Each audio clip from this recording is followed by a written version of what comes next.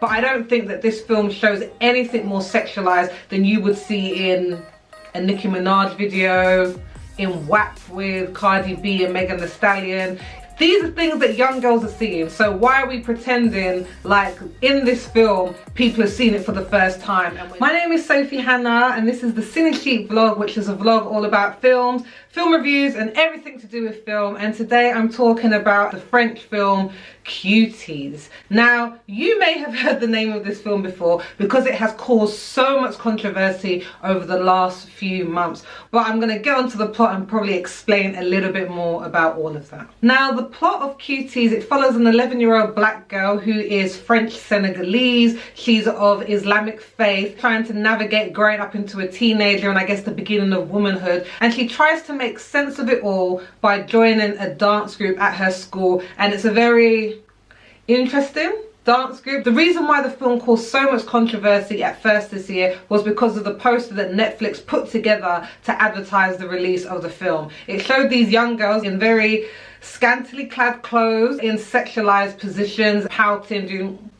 doing the fish pout sort of thing, and people were saying it is completely inappropriate to put young children in this sort of position to be marketed. Now that the film has been released, people have been saying that it's paedophilia, it's child porn, it's this, it's that, but I'm gonna let you know my thoughts on that. Let's just get on to number one pro that I liked, which was actually the film looking at the sexualization of young girls and their interaction with social media.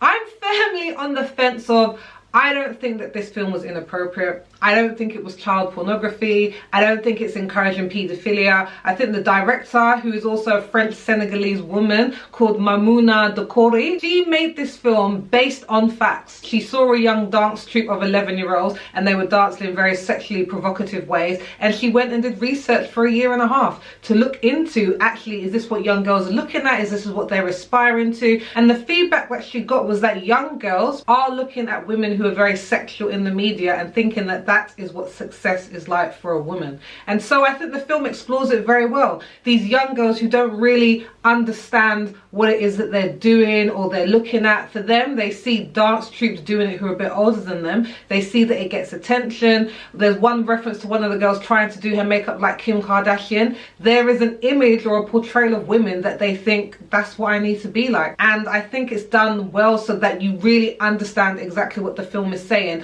And I don't think she pushed too hard. I think the director pushed just enough to make you uncomfortable at times. I'm not gonna lie. I'm not going to lie to you, but I think that the way it explored it definitely made me think about my nieces growing up and what they're exposed to. But I don't think that this film shows anything more sexualized than you would see in a Nicki Minaj video, in WAP with Cardi B and Megan Thee Stallion, even to some extent some things you might see with Beyonce and her dancing. Like, these are things that young girls are seeing, so why are we pretending like in this film people have seen it for the first time and we're just so confused by it all? I think we're not, and I think the film makes a very important statement that we should all be thinking about. So good job Cuties for raising that issue. Also, I'd have to talk about the main character Amy, who is played by Fatima Youssef. She just really holds this film together. You feel her pain, you feel her joy, you feel her discomfort, and she's just trying to work out what being a woman or growing into a woman or what femininity is for her. And she is very much in between two completely different worlds. Her religious faith, which is very conservative and women are supposed to be covered up and to be of service to the men in their life, and then she is now living in a country in France where the sexualization of women and seeing women as being very sexual creatures within the media is also another way to be feminine, and she's trying to work out where does she fit into all of this. And I think that it was just really good casting because she is young, she is a child, but she really conveys the story and she completely took me along for the ride. And as the film also explored, is sexual liberation freedom?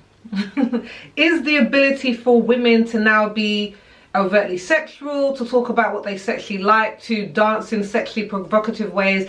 Is that freedom to us? Is that allowing us to be more of ourselves, or is it just another gilded cage that women are put into to make themselves more attractive to the male gaze? I don't know. And maybe I shouldn't say I don't know, because I guess for me, my personal answer, I don't think that it is. I don't think the way that we have over-sexualized the female form is giving us the freedom that feminism originally wanted for women. In terms of the cons, now I talked on it slightly a little bit, that some of the scenes were just really uncomfortable. Now, I'm sure that's what they were pushing for. That's what the director was pushing for, of course. She wanted us to really be shocked by the way that these girls are engaging with female sexuality, whether it's the way that they dress, whether it's the way that they dance, whether it's the way that they interact with young boys around them. There is always this sense of uncomfortability, and I really wonder, do young girls have to be shown in this way for us to get the message? I can also see why some people are upset by it. Not as upset as they are, because I think the whole cancel Netflix thing is foolishness,